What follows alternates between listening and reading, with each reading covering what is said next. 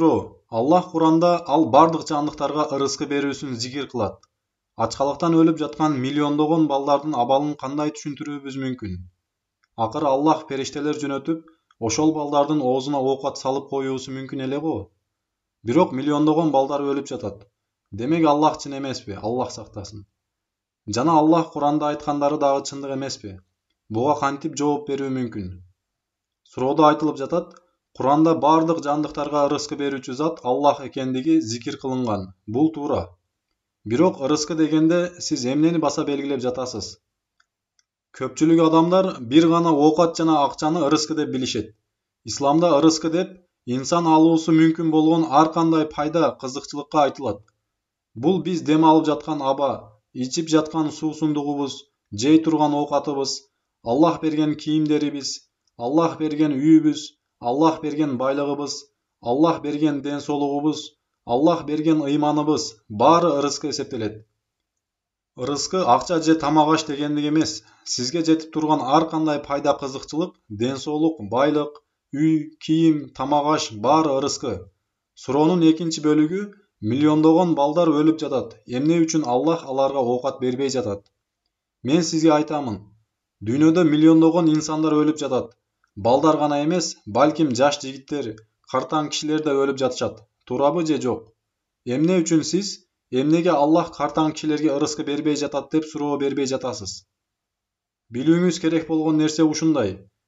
Аллах Субхана ва Таала эбак эле тагдырда бул адам 5 жашка чейин жашайт, бул адам 20 жашка чейин жашайт, бул адам 50 жашка чейин жашайт, бул адам 80, бул болсо 85 жашка чейин жашайт деп жашоосун белгилеп койгон. Аллах инсанга канча жыл өмүр берген болсо, ошол өмүр түгөнгөнгө чейин ырыскысын дагы берет. Билбейсизби, Аллах инсанды төрөлгөн күнүндө эле бул дүйнөдө канча жашаарын белгилеп койгон. Аллах Фатыр сүрөсүнүн 11-аятында ар бир өмүр көрүүчүгө өмүр берилүүсү же өмүрүнүн кыскартылуусу албетте китепте бар деп айткан. Аллах эмне үчүн бир адамга 5 жыл, башкасына 40 жыл, башка адамга 80 жыл, дагы башкасына 19 жыл жашоо берген? Жашоо бергенинин акылмандыгын биз билбейбиз. Бул Аллахтын каалоосу. Бул дүйнөдө бардык адамдар өлүшү керек. Аллах ар бир пенде өлүм даамын татуучу деген. Эч бир инсан түбөлүк жашоосу мүмкүн эмес. Аллах тагдыры бул инсандын ырыскысы 10 жашка чейин, мунукусу 5 жашка чейин, мунукусу 40 жашка чейин, мунусу болсо 60 жашка чейин деп жазып койгон. Сиздин сөзүңүзгө кошулам. Көп адамдар 60 жаштан 70-80 жашка чейин жашашат. Дүйнө боюнча эркектердин орточо жашоо узактыгы болжол менен 74-төн 78 жашка чейин. Аялдар үчүн болсо 78-ден 81 жашка чейин деп эсептелген. Бул болжолдуу орточо эсептеги жашоо узактыгы. Кээ бирлер жаш кезинде, дагы кээ бирлер орто жашында, башкалар 70-90 жашында өлүшөт. Демек Аллах ар бир инсандын качан өлөрүн, анын ырыскысын ошого жараша белгилеп койгон. Анын ырыскысы бул дүйнөдө бар экен, эч ким аны өлтүрө албайт.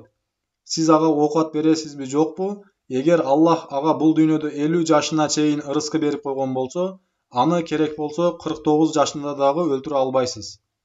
Аны Аллахтын өзү коргоп сактайт. Эми сиздин сурооңузга келе турган болсок, эмне үчүн миллиондогон балдар өлүп жатышат? Сөзүңүзгө кошулам. Балдардын өлүм көрсөткүчү чоңдоркуна караганда азыраак. Сөзүңүзгө кошулам. Эмне үчүн Аллах периште жөнөтүп, балдардын оозуна оокат салып койбой жатат? Эми мен сизге суроо берем. Аллах сиздин оозуңузга оокат салып коюусу үчүн периште жөнөттүбү же жокпу? Жок, ал мындай кылуусуна милдеттүү эмес. Албетте бул ал үчүн өтө оңой. Бол деп айтса болгону болот. Суроо терс өңдүү берилген. Эмне үчүн Аллах периште жөнөтпөй жатат? Аллах сиздин оозуңузга оокат салып коюусу үчүн периште жөнөттүбү? Менин оюмча жок деп жооп бересиз. Балким Аллах сизге атаңызды берди. Атаңыз болсо сизге оокат берет. Энеңиз оокат берет, байкеңиз дагы оокат берүүсү мүмкүн. Аллах өзү каалаган жол менен ырыскы берет. Сиз ага эмнеге периште жөнөтпөйсүң деп жол көрсөтүүңүз шарт эмес. Суроодо эмне үчүн миллиондогон балдар өлүп жатышат деп айтылып жатат. Аллах түрдүү адамдарды түрдүү жолдор менен сынайт. Аллах Мүлк сүрөсүнүн 2-аятында ушинтип айтат. Ал силердин кимиңер жакшы амалдарды жасарыңарды сыноо үчүн өмүр менен өлүмдү жараткан. Ал ызаттуу жана кечиримдүү. Бул дүйнөдөгү өлүм жана жашоо акыретибиз үчүн сыноо. Түшүнүүңүз үчүн логикалык бир мисал келтирем. Балким Аллах мен силерге өз алдыман байлык беремин. Кана миллиондогон ач балдарга оокат берет экенсиңерби, жокпу деп бизди сынап жаткандыр. Аллах Африкадагы балдардын өлүп калбоосу үчүн сен эмне кылдың деп сизден сурайт. Сиз эмне кылдыңыз? Мага суроо бердиңиз, жакшы. Өзүңүз ушуларды токтотуу үчүн эмне кылдыңыз? Аллах ар бир адамдан ушуну сурап калат. Сүйүктүү пайгамбарыбыз саллаллаху алейхи вассалам ушинтип айтат.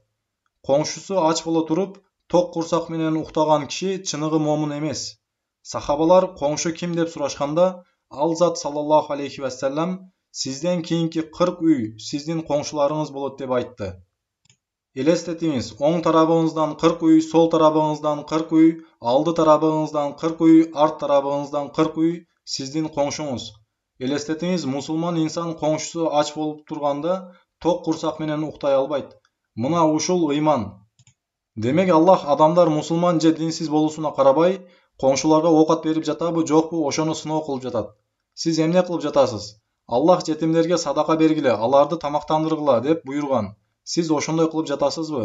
Анын көз кароосунда ачлыктан өлүп жаткан балдардын абалы өтө жаман эмес. Бойго жетпеген балдар өлсө бейишке киришет. Кээ бирлер мунун бир гана мусулман балдарга тийиштүү, динсиз балдар сыноо кылынуусу мүмкүн деп айтышат. Бирок туура пикир, ушул булардын баары балдар. Наби саллаллаху алейхи вассалам бойго жетпеген балдар үстүнөн калем көтөрүлгөн деген. Башкача айтканда, аларга күнөө жазылбайт. Демек тескерисинче балдарга жакшы болот экен. Элестетип жатасызбы? Бейиш. Эми ачкалыктан өлгөн болсо эмне мааниси бар? Сиз байкуш бала деп ойлойсуз. Бирок Аллах сизди сынап жатат. Аллах сизге байлык берди. Сиз аларга оокат бердиңизби? Ошол байлыгыңызды миллиондогон балдарга тамак аш алуу үчүн сарптадыңызбы? Бул суроого көпчүлүгүбүз жок деп жооп беребиз. Алар үчүн сиз эмне кылдыңыз? Жана Аллах сизге берген байлыктан ошол миллиондогон балдарга тамак аш бердиңизби? Аллах сиздин ырыскыңызды кенен кылып койгон болуусу мүмкүн. Ошол байлыгыңыздын кичине бөлүгүн болсо дагы кайрымдуулукка сарптадыңызбы? Аллах сизди сынап жатат. Өлүп жаткан балдар түздөн түз бейишке киришет. Сыйлык алышат. Элестетип көрүңүз, бул дүйнөдө байлыкка ээ болуп, жакшы жашап, арам амалдарга берилип кетип, тозокко киргенден бойго жетпей туруп өлүп, бейишке кирген жакшыраак. Демек сиздин логикаңызда ката бар. Туура эмес пикирлеп жатасыз. Аллах билүүчү, өлүп жаткан балдар эчтеке уткурбайт. Аларга бейиш бар. Сыноо болсо сиз үчүн. Сиз жана мен ошол балдарды тамактандырбасак, биз сыноодон жыгылабыз. Биз кылуубуз керек болгон иш Аллахтын буйругуна моюн сунуу. Аллах адамдарды сынап жатат. Аллах ал балдарды оңойчулук менен тамактандыруусу мүмкүн. Аллах адамдарды гана эмес, балким бардык жандыктарды тамактандырат. Куш уясынан чыгып кетип, ток курсак менен кайтат. Аллах бир гана адамдарга эмес, бардык жандыктарга, айбандарга, куштарга, балыктарга, ар бир тирүү жандыкка ырыскы берет. Аллах кимгедир ырыскы бербесе жана ачкалыктан өлсө, бул Аллах сизди сынап жатканын билдирет. Аттың көпчүлүгүбүз бул сыноодон өтө албай жатабыз.